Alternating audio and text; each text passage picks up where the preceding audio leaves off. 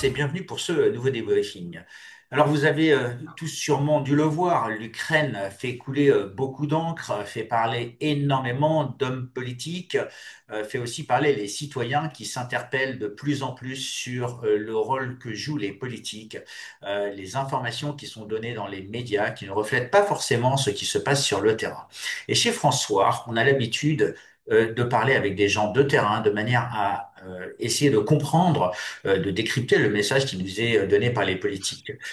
Vous avez pu lire chez François un certain nombre de tribunes, d'articles d'un auteur qui s'appelait Jean Neige, alias Benoît Paré, depuis qu'il a publié son premier livre sur ce qu'il a vu en Ukraine en tant qu'observateur. Et j'ai aujourd'hui le plaisir de le recevoir à nouveau pour qu'il nous présente son nouveau livre qui est issu d'un certain nombre de tribunes qu'il a publiées dans François. Ça s'appelle Ukraine, la grande manipulation. Alors je vous prie d'accueillir Benoît Paré. Et bonjour Benoît, merci une nouvelle fois de nous donner de votre temps. Alors, on a travaillé ensemble pendant un certain temps jusqu'à ce que François ait un certain nombre de problèmes qui fait qu'on a dû se séparer de journalistes. Mais avant tout, je pense qu'avant de parler du livre, ce qui est intéressant, et c'est toujours intéressant, c'est de parler de votre background, de votre parcours personnel et de comment vous avez vécu ce transfert d'observateur de ce que vous voyez sur le terrain de conflit, le terrain de guerre, mais aussi le terrain de paix, et comment vous avez effectué cette transition de observateur à journaliste. Oui, bonjour Xavier, merci encore de me réinviter. C'est toujours un plaisir de venir, en effet, discuter avec toi chez François, puisque, bon, comme tu l'as dit, nous avons eu l'occasion de travailler ensemble pendant presque 2 ans, à l'époque donc où j'écrivais sous le pseudonyme Jean Neige. Alors donc, comment j'en suis arrivé là? Ma carrière internationale en fait a commencé en 1996 via le service militaire, qui m'a donné l'occasion d'être déployé en Bosnie-Herzégovine à l'époque juste après la guerre civile qui avait en fait ensanglanté ce pays pendant le début des années 90. Et ce faisant, j'ai ensuite enchaîné des missions soit en tant que militaire dans la réserve, soit en tant que civil, en tant que fonctionnaire civil international, généralement recruté par le ministère des Affaires étrangères et ensuite détaché au sein d'organisations internationales, essentiellement l'OSCE, mais aussi j'ai fait quelques missions avec l'Union européenne et même une mission avec les Nations Unies. Voilà, ce faisant, je me suis retrouvé dans la mission spéciale d'observation de l'OSCE en Ukraine entre 2015 et 2022. Ce qui a donné lieu donc à un récit qui a été publié sous le titre Ce que j'ai vu en Ukraine, hein, qui est sorti il y a presque 6 mois maintenant. Et en fait, une fois que ce livre est sorti, je me suis dit, bon, maintenant, quelle est la prochaine étape? Et je me suis rendu compte que ce que j'avais écrit, en fait, pour François, était la continuité du premier livre que j'ai sorti, en fait. C'est même la continuité en termes de chronologie, pure et simple, puisque mon contrat chez François a commencé en juillet 2022. Or, mon contrat avec l'OSCE s'est terminé entre mai et juin de la même année. Donc, ça a vraiment fait la jonction. Auparavant, j'avais eu l'occasion de faire deux autres articles pour une revue un peu moins connue qui s'appelle Défi souverainiste. Bon, c'est un peu l'occasion une occasion qui s'est présentée. Et c'est comme ça que j'ai mis la main dans le système d'écrire des articles en fait. Après une première publication par Défi souverainiste, bon, je me suis rendu compte qu'il y avait un intérêt pour ce genre de choses. Et puis ensuite, bah, quand on s'est rencontrés, tu m'as proposé de travailler pour François, et c'est comme ça qu'on a enchaîné par la suite. Alors, ce que j'ai fait, évidemment, chez François, essentiellement, c'était de profiter en fait de tout ce que je savais sur l'Ukraine, de mon background, pour essayer de décrypter l'actualité de ce qui se passait en Ukraine, de l'actualité de la guerre en Ukraine, et qui en fait, bon, on s'en souvient tous, défrayait la chronique quasiment tous les jours. Il se passait pas une semaine sans qu'il y ait un nouveau scandale exploité par tous les médias occidentaux, généralement pour accuser les Russes de tous les maux de la terre, euh, et sans jamais, évidemment, accuser les Ukrainiens de quoi que ce soit. Donc on a vu un peu ce schéma se dérouler sous nos yeux. Et moi, de par mon expérience, je savais beaucoup de manipulations dans de conflits, et je savais, notamment en Ukraine, que le pouvoir ukrainien était capable de beaucoup de manipulations. Et je m'étais aperçu de ça en tant qu'observateur dès 2016. Donc c'était des anecdotes que j'avais racontées dans mon premier livre, comme le bombardement d'un village à côté de Mariupol, où je m'étais rendu compte que, en fait, quand on analysait les données, on ne pouvait que conclure qu'il y avait une mise en scène de la part du pouvoir ukrainien.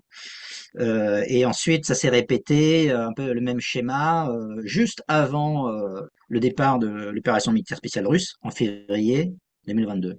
On avait encore un peu une fois le même schéma qui consistait à créer des incidents médiatiques pour attirer un maximum d'attention sur soi, pour victimiser l'Ukraine dans le but d'obtenir le soutien de la communauté internationale, essentiellement la communauté occidentale.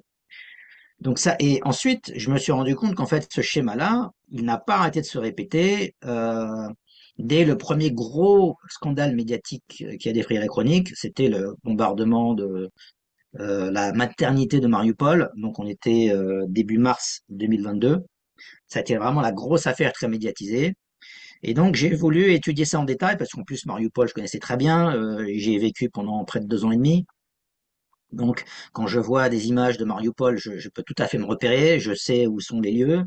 L'hôpital en question, j'ai été allé moi-même déjà recueillir des témoignages sur des enfants blessés pendant le conflit, donc je connais très bien les lieux.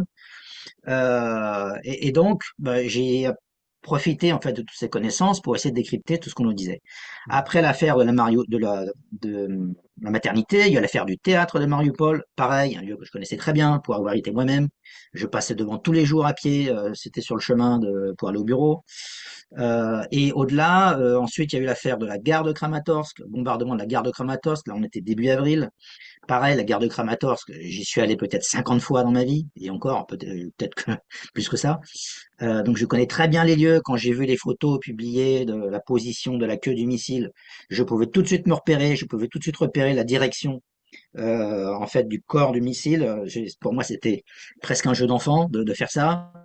J'avais à peine besoin de regarder Google Maps. Bon, je regardais quand même Google Maps pour vérifier, histoire d'être sûr de ce que je disais, mais voilà, j'étais capable de décrypter tout un tas de faits de l'actualité parce que je connaissais très bien le terrain.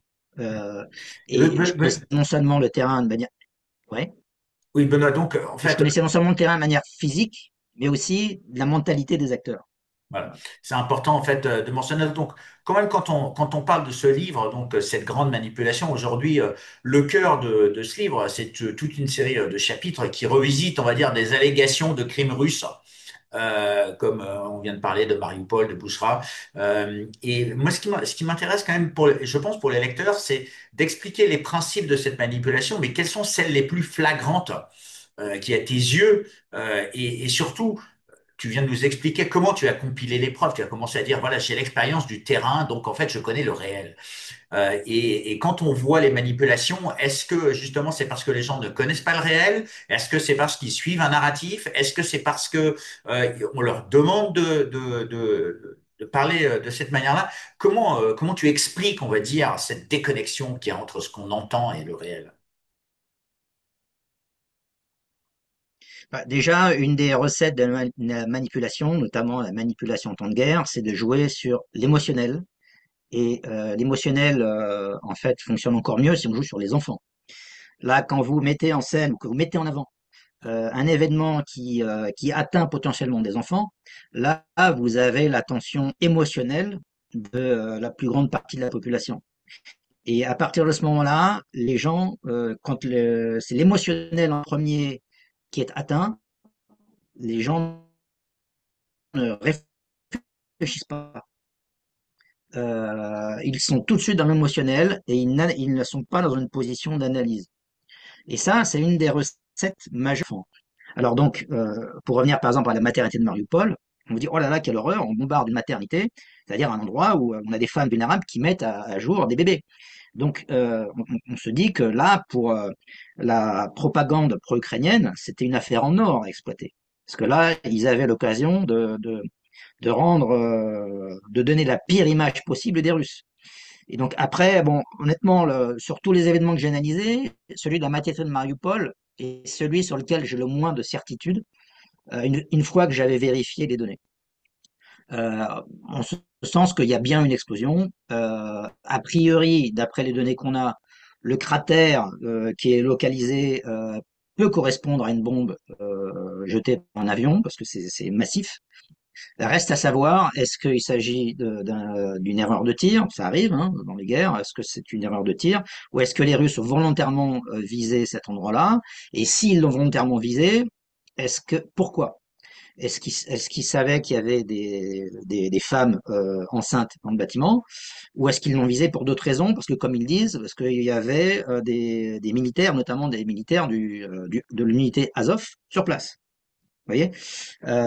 Sachant que d'après le droit humanitaire, que j'ai étudié aussi quand j'étais observateur, hein, parce qu'on a eu des cours là-dessus de la part du CICR, hein, le Comité international de la Croix-Rouge, on sait qu'un hôpital, normalement en temps de guerre, est un site protégé, sauf s'il est occupé à des fins militaires. À ce moment-là, il perd son statut d'objet protégé vis-à-vis du droit humanitaire. Là, ça fait partie des choses qu'il faut savoir. Donc, c'est une question de clé de savoir est-ce que l'hôpital, oui ou non, était occupé par des unités militarisées. Voilà. Et bon, il y a des éléments qui laissent à penser que c'est le cas. Alors, je dis pas qu'il y a des preuves irréfutables, mais en tout cas, il y a des éléments qui laissent à penser. Bon, tout ça, c'est dans les articles que j'ai compilés, hein, les détails sont dans les articles, donc je vais pas rentrer dans le détail maintenant. Et après, si vous voulez, moi, la logique que j'essayais de suivre, c'est de dire, voilà les éléments qu'on a à notre disposition pour essayer de juger de ce qui s'est passé. Alors, il y a des éléments à charge ou à décharge, et ensuite, c'est au lecteur de se faire sa propre opinion sur la part des éléments qu'on peut récupérer et les éléments qu'on peut considérer comme fiables ou pas. Voilà. Donc moi, d'un point de vue éthique, pour moi, de même que quand j'étais observateur, l'idée c'est de s'approcher le plus possible des faits. Et parfois, parce qu'on n'a pas 100% des faits, on ne peut pas aboutir à une conclusion qui aille dans un sens ou dans un autre. Après, bon bah on a des faisceaux de présomption, comme on dit qui peuvent aller dans un sens ou dans un autre. Mais là, après, c'est au lecteur de se faire sa propre idée, notamment par rapport à sa propre compréhension globale des dynamiques qui sont en jeu. Par exemple, si vous présentez les mêmes faits à quelqu'un qui est très pro-ukrainien dans sa tête ou très pro-russe dans sa tête, face aux mêmes faits, les gens vont pas en tirer les mêmes conclusions parce qu'ils ont déjà, en fait, toute une narrative qui est construite dans leur tête et tout ce qu'ils vont appréhender à l'extérieur va être analysé à travers le prisme qui est déjà construit dans leur tête. Par exemple, un exemple d'actualité récent, récemment, il y a une vidéo affreuse, un couple de personnes plutôt âgées qui marchent sur une route en Ukraine. Alors, d'après les sources russes, la route en question est du côté de Wolfshansk, c'est dans l'oblast de Kharkiv, et on voit, ils sont même accompagnés par un petit chien. Et donc il y a un drone qui filme de plus haut et il y a deux drones qui arrivent pour exécuter l'un après l'autre les deux civils. Il est évident que ce sont des civils. Il y en a même un qui porte un drapeau blanc. Vu leur dégaine, la façon dont ils marchent, on sent que ce sont des gens âgés. Et ils sont exécutés froidement par les dronistes à bout portant. Alors, sur les réseaux russes, on vous dit, ce sont les Ukrainiens qui ont assassiné des habitants du coin parce qu'ils marchaient vers les zones tenues par les Russes. Et donc pour eux, tous les civils qui font défection vers le camp russe sont des traîtres à éliminer au même titre que les militaires. Et ça, c'est un narratif que je trouve crédible parce que je connais bien la mentalité des nationalistes ukrainiens pour avoir été sur place pendant 5 ans. Donc, j'affirme qu'ils sont tout à fait capables de faire ça. Maintenant, bon, on n'a pas non plus les preuves irréfutables que ce soit qu'ils l'ont fait. Et d'un autre côté, vous avez des gens qui sont pro-ukrainiens qui vous disent ah bah non, c'est pas du tout en fait les Ukrainiens qui ont exécuté ces gens, c'est bien sûr les Russes. Et donc face aux mêmes images, vous avez deux narratifs compétitifs sur les réseaux. Là, c'est l'histoire que j'ai lue encore aujourd'hui. Hein. J'ai pas mal creusé cette affaire aujourd'hui, mais on retrouve un peu comment dire, les mêmes recettes de la propagande de guerre, c'est-à-dire que on vous présente des faits, mais d'un point de vue complètement partisan. Et c'est à chacun de se faire son idée. Alors je suis persuadé que des gens que je connais, ils vont regarder ces images et ils seront convaincus en leur fort intérieur que ça ne peut être que les Russes qui ont fait ça. Pourquoi? Parce que ce sont des gens qui croient, par exemple, à tous les massacres commis par les Russes, ou soi-disant commis par les Russes, depuis le début. Si vous croyez à Boutcha, si vous croyez que les Russes ont bombardé volontairement de maternités parce qu'ils voulaient tuer des femmes et des enfants, si vous croyez que les Russes ont bombardé le théâtre de Mariupol, là où il y avait, on nous disait, des femmes et des enfants, alors après coup on s'est aperçu que c'était plus vraiment le cas, mais à l'époque on nous a dit que c'était le cas. Si vous croyez ensuite que les gens qui ont été massacrés à Boutcha ont été tués par les Russes uniquement parce que ça leur fait plaisir de tuer des civils, si vous croyez la même chose que la gare de Kramatorsk a été bombardée par les Russes uniquement pour tuer des civils, et il y a des gens qui croient à tout ça. Et comme ce sont des faits qui s'accumulent, au bout d'un moment, bah, pour les gens qui croient à ça dès le début, il n'y a plus de retour en arrière possible. Et tout leur prisme de compréhension de ce qui va se passer par la suite, ça va être ah bah oui, c'est les Russes. Puisqu'on le sait depuis le début, les Russes n'arrêtent pas de tuer des civils pour le plaisir. Et comme c'est répété à longueur de journée sur certains médias, que je ne citerai pas, voilà, bah, depuis 2 ans, 3 ans, il y a des gens qui sont complètement conditionnés à croire tout et n'importe quoi, à croire que les Russes sont capables des pires crimes possibles et imaginables, même quand ça n'a aucun sens. Même quand il s'agit de bombarder la centrale nucléaire qu'ils occupent et Energodar, même quand il s'agit de bombarder leur propre gazoduc en mer Baltique, ce sont des trucs qui sont totalement absurdes quand on regarde les choses d'un point de vue rationnel. Mais pour les gens qui sont convaincus que les Russes sont méchants et irrationnels, bah, plus rien n'a besoin de faire sens. Il y a des gens, j'ai vu sur les réseaux, qui disent ah bah Poutine, c'est un singe avec une grenade. Voilà le niveau d'analyse des gens qui sont convaincus par 3 années de propagande pro-ukrainienne. Et quelque part, c'est effrayant. Parce que c'est efficace. C'est efficace avec beaucoup de gens. Et de ce que moi j'ai pu observer, euh, il y a deux types de personnes, hein. Il y a les personnes qui, par exemple, à l'époque du Covid, ont senti que quelque chose n'allait pas dans le narratif que vous présentez, et il y a les autres, la majorité des gens, qui n'ont vu que du feu, qui pas un moment, qui à aucun moment ne se sont posé la question de savoir si on leur racontait la vérité ou pas, et qui sont allés jusqu'au bout du processus. Et aujourd'hui, les mêmes gens qui ont cru jusqu'au bout au narratif sur le Covid, l'efficacité des vaccins, la non-nocivité des vaccins, etc. Tous ces gens qui ont cru jusqu'au bout, parfois qui croient encore, ces gens-là sont complètement dans le narratif pro-ukrainien. De ce que je peux constater en tout cas. Les gens peuvent regarder autour d'eux, parmi les gens qui vous entourent, hein, ils peuvent essayer de faire un mini-sondage et ils verront s'ils constatent la même chose ou pas. En tout cas, moi, parmi les gens que je connais, j'ai constaté ça. Donc les gens qui ont au narratif du Covid, ils croient au narratif ukrainien. Sans remettre en cause. Et inversement, les gens qui ont tout de suite remis en cause le narratif du Covid, ce sont les plus à même, barbares, qui tuent les enfants, plaisir de tuer les enfants. Ça, c'est assez flagrant. Donc, il y a une question de forme d'esprit quand même derrière tout ça. Et malheureusement, je crois qu'il y a des gens, quels que soient les faits que vous leur présenterez, ils sont tellement formatés aujourd'hui qu'ils ne reviendront pas en arrière. Benoît, Donc, quand on la t'écoute, proportion de gens qu'on peut faire changer est relativement mince, en fait. hmm. Quand on t'écoute, donc tu questionnes la fiabilité des déclarations officielles en fait de Kiev.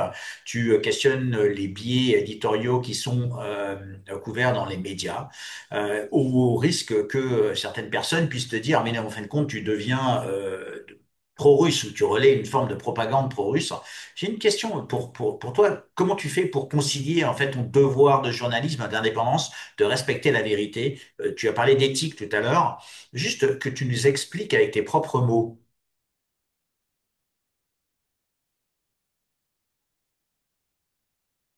Bah, déjà, pour moi, la première éthique, c'est de déjà mentir. On peut tromper. Et humain, on peut se tromper. Tout le monde a le droit à l'erreur. Mais, comment dire quelque chose qui est faux, dont on sait que c'est faux, là, c'est une rupture de l'éthique. Pour moi, enfin, moi, je ne fais jamais ça. Pour moi, c'est impardonnable.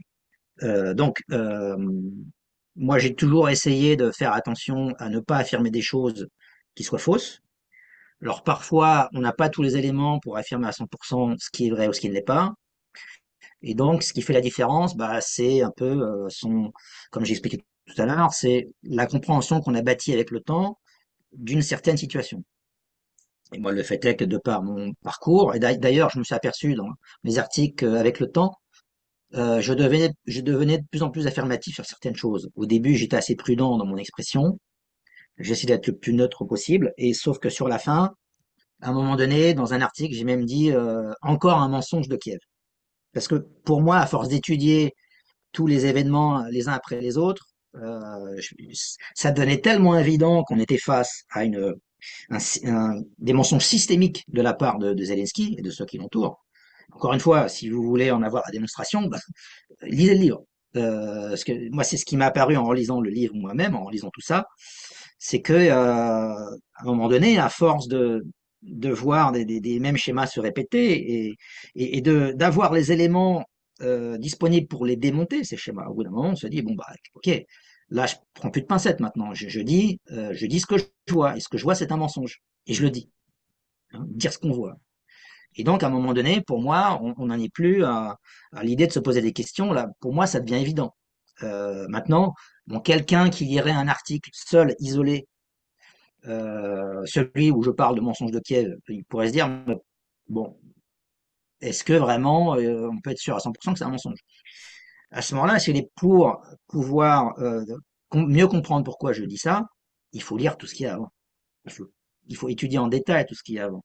Et là, quand vous voyez tous les mécanismes qui se répètent d'événement en événement, et là, vous vous dites, OK, vous comprenez que c'est un mode de communication assumé de la part du pouvoir qui vient. Et encore une fois, les exemples sont pléthores, y compris sur des choses, parfois des choses qu'on a même oubliées. Par exemple, je pourrais prendre l'exemple des missiles soi-disant russes qui ont fait, qui s'étaient égarés en Pologne, qui avaient fait 2 morts sur un tracteur, un pauvre paysan qui passait par là. Zelensky nous a dit c'est un missile russe.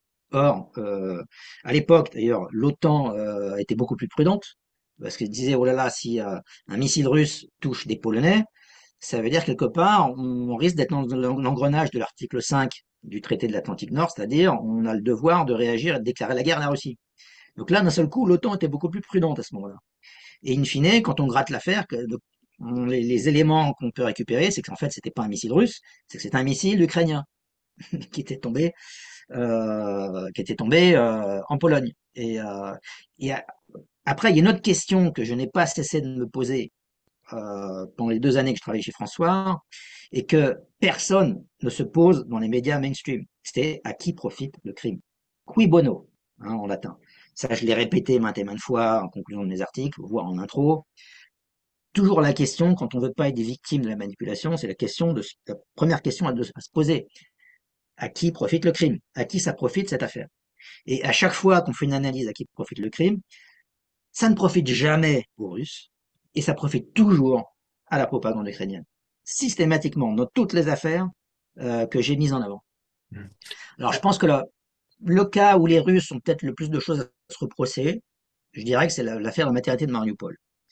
Euh, mais bon, ensuite, bon, ça a été exploité au niveau de la population pro-ukrainienne. Euh, on peut dire quelque part, à la limite, c'est de bonne guerre. Hein, si votre adversaire commet une faute, la propagande de guerre, bah, faut l'exploiter.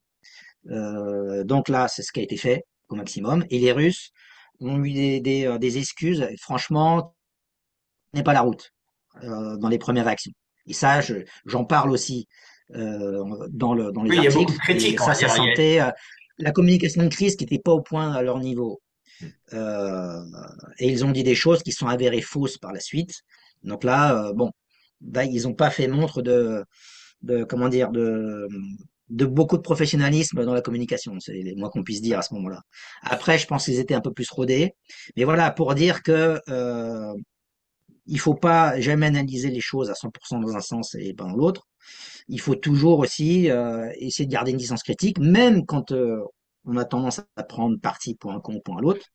Il faut être capable aussi de se dire, ok, mais bon, même si j'ai une sympathie pour ce camp-là, ça ne veut pas dire que ce camp-là est exempt de commettre des erreurs, des bévues, voire même des crimes de guerre. Tout crime de guerre est condamnable, quelle que soit la partie qui le commet. D'ailleurs, dans d'autres articles, j'ai aussi, normalement, notamment tout ce qui concerne les exécutions de prisonniers de guerre, on a des images qui laissent penser que les deux camps ont exécuté des prisonniers de guerre, ou ce qu'on appelle en droit humanitaire des combattants, enfin des soldats hors de combat. Un soldat qui se rend en droit humanitaire, vous n'avez pas le droit de le tuer. Vous devez le faire prisonnier. Or, on a eu des témoignages, voire des images, de part et d'autre, où les deux camps, à certains moments, exécutaient des gens qui se rendaient. Et ça, c'est condamnable dans les deux cas, dans les deux camps. Donc, moi, jamais je vais défendre un camp qui exécute des prisonniers de guerre. Jamais. Voilà, parce que pour moi, il y a des principes qu'on doit respecter, qui sont universels. Et donc voilà, et si je m'aperçois que bah, les Russes commettent des crimes de guerre graves, et ben je vois pas de raison de ne pas le dire. Et c'est même, ce serait même coupable de ne pas le dire, parce qu'au contraire, il faut le dire, il faut le mettre sur la table, et il faut mettre les dirigeants devant leurs responsabilités, que ce soit Benoît, les uns ou les autres, hein. tout à l'heure, on a parlé de à qui profite le crime. Donc, si quand même, on regarde sur le livre et sur l'actualité, donc dans les chapitres 18, 25 et 28, tu parles énormément de Rand Corporation, de l'ONU, du rôle des États-Unis et comme des marionnettistes de ce conflit. Donc, avec tous les derniers développements qui sont passés depuis ce livre, depuis en fait que tu as fini ce livre, depuis que tu as fini ces articles, est-ce que tu confirmes ou tu veux nuancer ces thèses? L'élection de Trump, par exemple, a-t-elle changé la donne d'un point de vue diplomatique avec sa volonté de faire la paix, comme tu l'esquisses dans le chapitre 23? Alors en fait, bon, Trump avait lui-même promis qu'il allait faire la paix en 24 heures, hein, on s'en souvient tous, sauf que bon, on a bien vu que ça n'a pas été le cas. Euh, et en fait, il faut faire attention avec Trump parce que il faut pas se focaliser uniquement sur ce qu'il dit, parce qu'il peut dire tout et le contraire de tout d'un jour sur l'autre. On l'a vu parfois, on avait l'impression il prenait le côté de Poutine et puis le lendemain il prenait le côté de Zelensky, hein. On a vu un peu comme ça, c'est le genre de virevolte assez régulièrement de sa part. Et en fait, il faut pas regarder ce qu'il dit, il faut pas se focaliser sur ce qu'il dit, il faut voir ce qu'il fait. Et quand on regarde ce que le gouvernement américain fait, là, on se rend compte que, en fait, depuis que Trump est passé aux manettes, l'aide militaire américaine s'est quasiment tarie. Aujourd'hui, il n'y a plus de nouvelle aide américaine qui arrive sur le terrain, sauf ce qui est payé par l'OTAN. Et d'ailleurs, j'avais vu une vidéo de bon, un autre YouTuber bien connu, qui est Xavier Moreau, hein, qui a montré, il y a peut-être 2 semaines de ça, des statistiques sur les ventes d'armes à l'Ukraine. Et ces statistiques montrent en effet qu'il y a une chute globale des armes qui ont été vendues à l'Ukraine depuis que Trump est au pouvoir. Les armes américaines ont à nouveau été vendues à l'Ukraine, mais seulement à partir du mois de juillet, et parce qu'elles étaient payées par l'OTAN. Mais en volume global, le nombre d'armes américaines a chuté. Et le fait est que les armements européens n'ont pas pu, euh, comment dire, compenser la perte de matériel américain. Donc globalement, en 2025, l'Ukraine a moins d'armes que les années Donc, ce serait une précédentes. Ça, c'est un illustration fait. pour montrer que sous Trump, ça a un peu changé la donne, même si jamais on ne peut pas être totalement affirmatif. Donc, et sur Rand Corporation et le rôle de l'ONU en fait.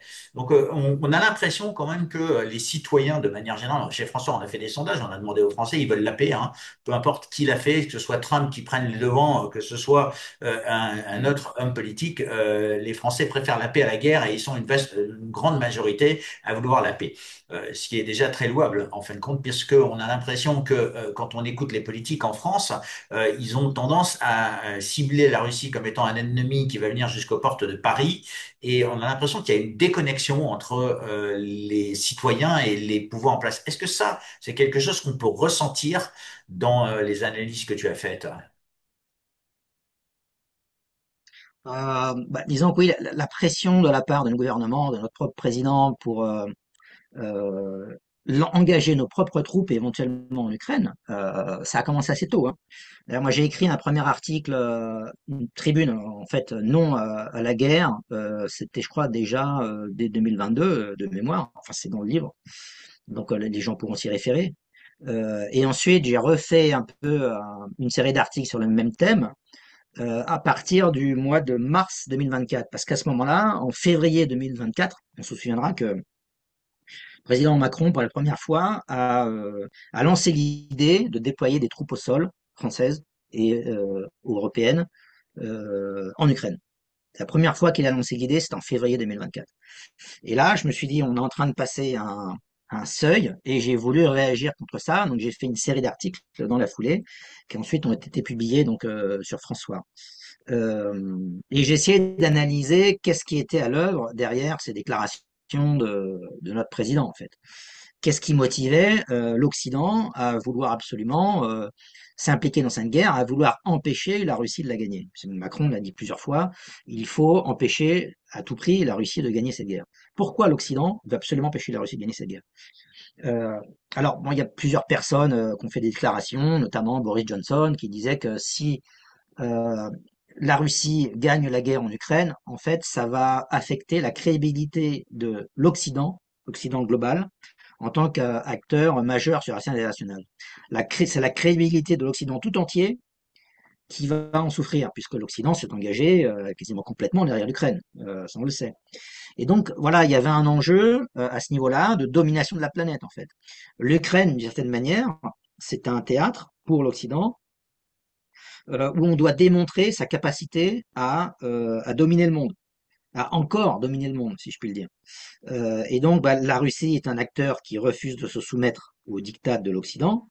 Et donc, et ça, bah, pour les néoconservateurs américains, par exemple, c'est insupportable. Il faut soumettre la Russie pour que l'Occident soit craint à l'échelle de la planète.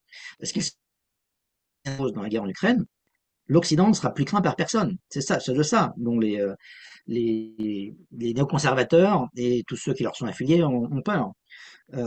C'est de perdre cette capacité de pouvoir menacer qui ils veulent sur la planète. Hein. L'Occident fait ça depuis, enfin surtout les Américains en fait, depuis plusieurs décennies. Donc, notamment avec l'outil de l'OTAN, hein, depuis le bombardement sur la Serbie en 99. Ensuite, il y a eu, ben, on s'en souvient de la Libye, l'engagement ensuite en Syrie, et puis maintenant l'Ukraine. Alors, l'Ukraine, pour l'instant, l'engagement de l'OTAN est, est pas total, puisqu'on n'engage pas de troupes au sol, en tout cas pas officiellement. Mais on est à la limite, on navigue toujours à la limite. Et donc, euh, je me pose encore la question de qu'est-ce qui motive ces gens. À un moment donné, je pensais que c'était BlackRock, où les gens, les pouvoirs financiers, en fait, qui poussaient en fait les pouvoirs politiques à s'engager pour défendre l'Ukraine coûte que coûte. Or, on a C'est appris on par va la dire suite, et ça, ça fait. le complexe militaro-industriel, hein, donc on pourrait appeler ça. Oui, alors, je pense que là, aujourd'hui, on est au-delà de ça. Enfin, le fameux complexe militaire industriel, en fait, bon, c'est quelque chose de tout à fait officiel depuis qu'Eisenhower en a parlé, hein, en 1961, dans son fameux discours quand il a quitté le pouvoir, où il a mis en garde le peuple américain contre le contrôle de l'État par ce fameux complexe militaire industriel. Mais aujourd'hui, on est passé au-delà, puisque ce complexe militaire industriel est d'une certaine manière aggloméré à quelque chose qui est plus un conglomérat financiero, médiatico, militaro-industriel. Vous voyez, bon, on est conscient qu'aujourd'hui, que les pouvoirs de l'argent sont énormes. Et donc, ça BlackRock, pourrait c'est expliquer, un on va dire groupe quelque qui a. part, la censure, s'il pourrait expliquer, on va dire, le côté pollution informationnelle ou désinformation qu'on l'on a, puisque l'argent permet d'acheter de créer des images, de faire des images, de moduler, on va dire, le narratif que l'on donne, alors que le complexe industriel a moins les manettes, et moins aux manettes, comme on pourrait dire. Oui, alors je pense qu'il y a des enjeux financiers pour le complexe militaire industriel. Hein. Dès qu'il y a une guerre, bah, pour eux, c'est un moyen de continuer à vivre. Hein. Ils ont besoin de guerre pour continuer à gagner de l'argent. C'est ça qui est terrible. Et c'est pour ça que d'ailleurs que les États-Unis sont quasiment tout le temps perpétuellement en guerre depuis la guerre de Corée, hein, quasiment. Bon, il y a une petite accalmie jusqu'à la guerre du Vietnam, mais la guerre, on sait que le complexe militaire industriel a beaucoup poussé pour la guerre du Vietnam, et après il y a eu les guerres en Amérique latine, donc il y a encore une période d'accalmie, parce que vu l'échec de la guerre du Vietnam, il y a une accalmie dans les années 70, et c'est reparti dans les années 80 sous Reagan, avec beaucoup d'interventions en Amérique latine. Ensuite, il y a eu l'Irak, ensuite les Balkans, ensuite bah, encore l'Irak, la Libye, enfin tout le Moyen-Orient. Hein, on sait tout ça. Donc les États-Unis, l'Afghanistan aussi évidemment. Donc les États-Unis sont dans un système de guerre perpétuelle. D'ailleurs, c'était Julian Assange qui avait dit, en fait, leur intérêt, c'est pas que les guerres soient gagnées, c'est qu'elles durent vitam aeternam. Parce que tant que les guerres durent, ça veut dire il faut alimenter la machine et il faut vendre toujours plus d'armes, de munitions à tout un tas de pays.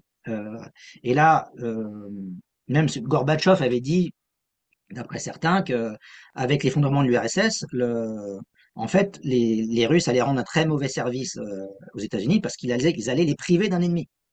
Vous voyez. Et ça, et c'est assez bien vu parce que ça privait le complexe militaire-industriel d'un ennemi. Donc, alors, tout de suite, ils se sont rabattus, comme on a vu, sur un autre ennemi, Saddam Hussein. Hein. Donc, là, ça tombait à pic. Et donc, après, l'ennemi, c'est devenu le Moyen-Orient au sens global.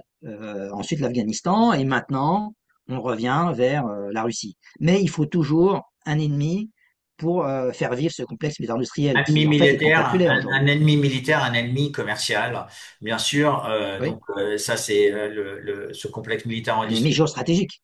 Voilà, c'est un La jeu. Russie est un ennemi pour eux géostratégique, parce que c'est un acteur majeur sur la scène internationale, Alors, aussi au niveau énergétique. si on avance un petit peu dans votre livre, parce que vous terminez par un appel au sursaut du peuple, un appel quasiment souverainiste, avec la montée des voies pacifiques en Europe, qui en ont, est-ce qu'on peut dire, assez de cette manipulation informatique, pardon, informationnelle, assez de voir des morts qui payent le prix, enfin des femmes, des enfants, des hommes qui payent le prix, enfin, on va dire, des guerres de ces puissants. Quel est votre message principal au travers de ce livre, outre le côté informationnel?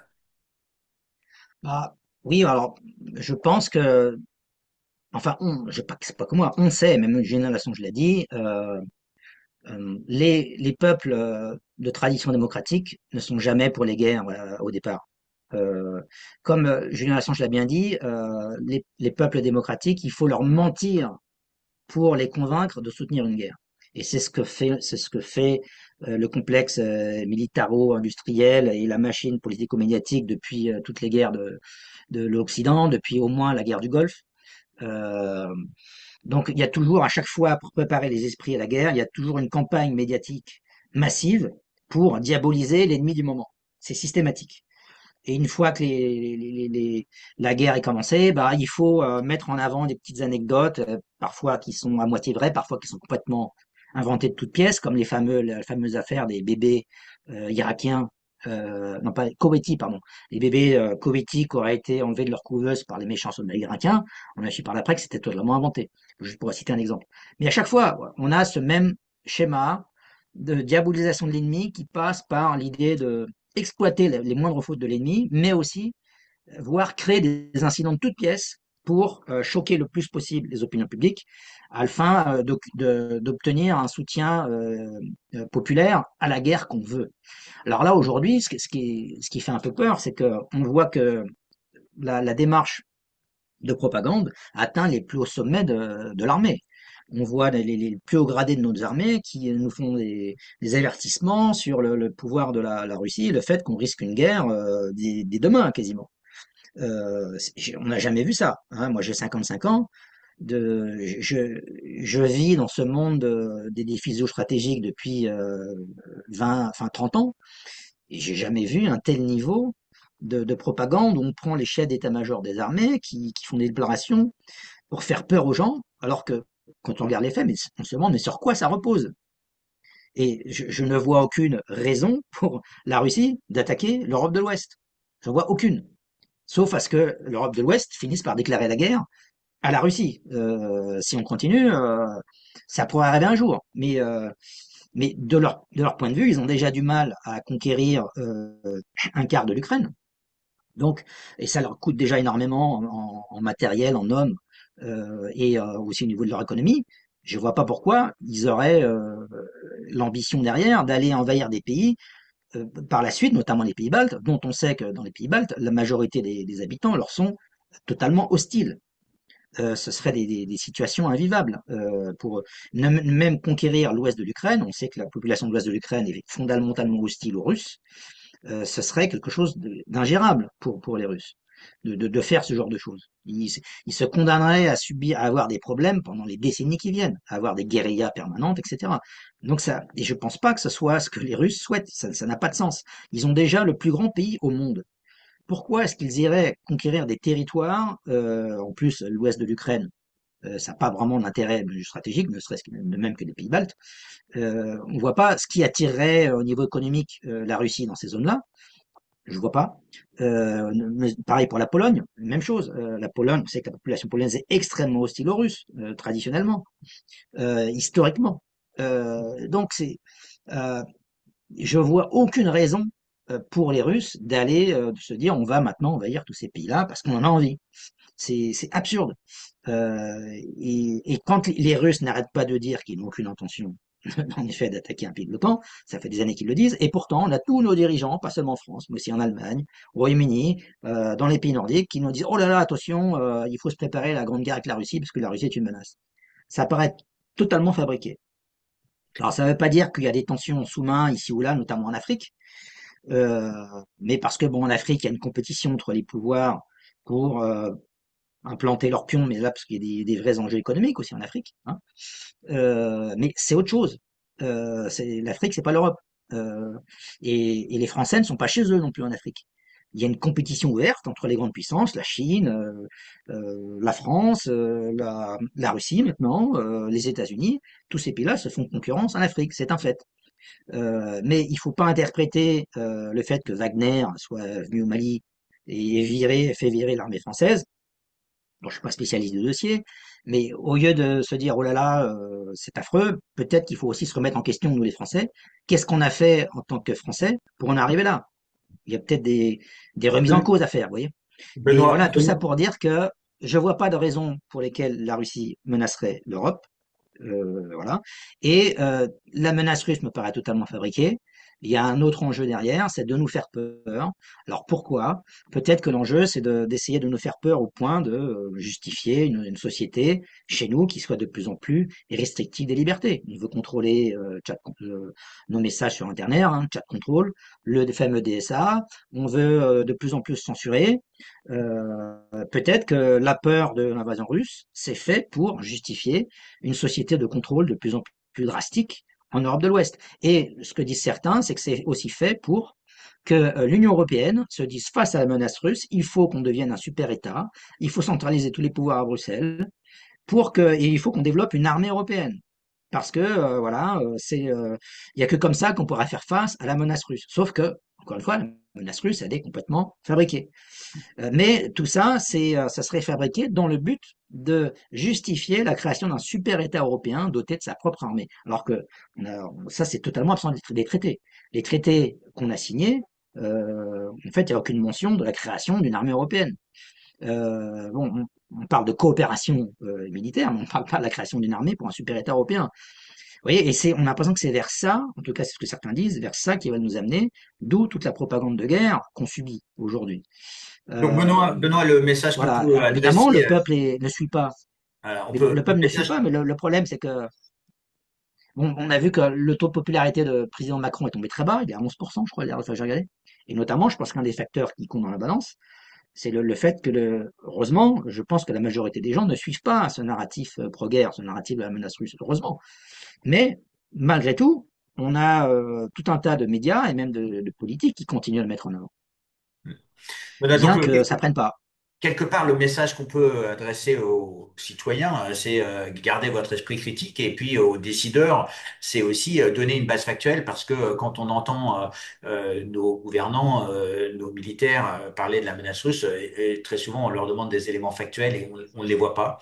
Donc c'est essayer de demander les faits, de faire une totale transparence sur les faits. Comme on a vu pendant la période Covid sur une forme d'instrumentalisation de la science.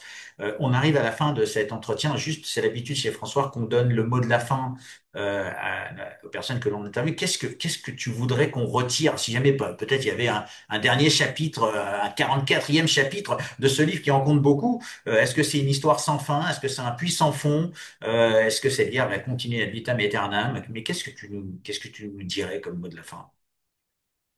Malheureusement, on n'en est pas au stade où on pourrait écrire un chapitre final à cette guerre, puisqu'on voit que ça continue tous les jours. Bon, les Russes ont eu des exigences d'entrée, et le fait est que bah, tant que ces exigences ne sont pas remplies, ils vont pas s'arrêter. Et de l'autre côté, bah, les Ukrainiens ne sont accessibles à aucune concession. Aucune concession territoriale n'est acceptable pour eux. Ben, on est toujours à un stade où les partis, en fait, n'ont pas de raison d'arrêter les combats. Et les puissances occidentales qui soutiennent l'Ukraine euh, soutiennent toujours, en tout cas pour les Européens, de manière inconditionnelle l'Ukraine. Donc, tant que l'Ukraine veut continuer à combattre, eh ben, l'Europe va continuer à soutenir l'Ukraine jusqu'à ce que euh, jusqu'au dernier Ukrainien, mais voire jusqu'au dernier euro des Européens. Parce que là, aujourd'hui, l'enjeu pour l'Europe, il est économique essentiellement. Et donc, ça risque de se terminer tout ça par épuisement d'un camp ou de l'autre. Mais si je devais parier sur l'épuisement d'un camp avant l'autre, je pense que c'est l'Europe qui s'épuisera avant la Russie, parce que la Russie, pour elle, c'est existentiel cette guerre.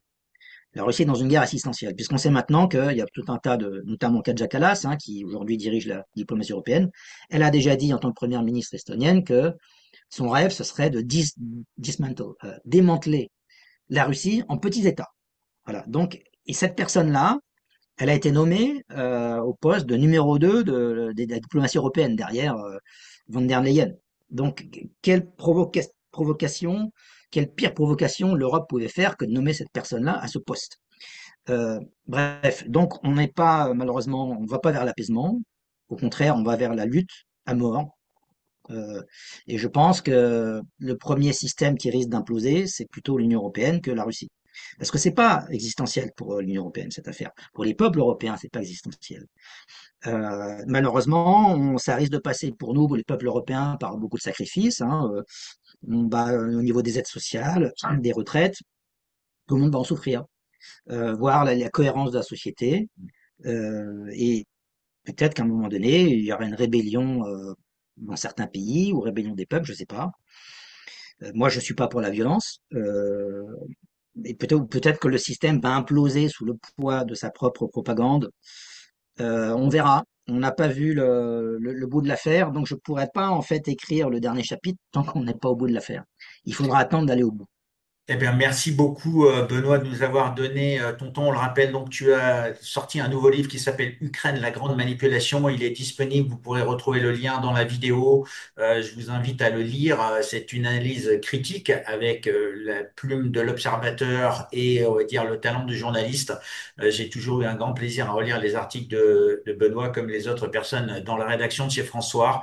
Merci beaucoup. À très bientôt. Continuez à nous soutenir et pour une information, on va dire, alternative, différente, mais surtout avant tout factuelle, dans l'intérêt de cultiver votre esprit critique. C'est pour ça que vous avez soutenu et vous continuez à nous soutenir. À très bientôt sur François. Merci beaucoup, Benoît, et bonne journée. Merci.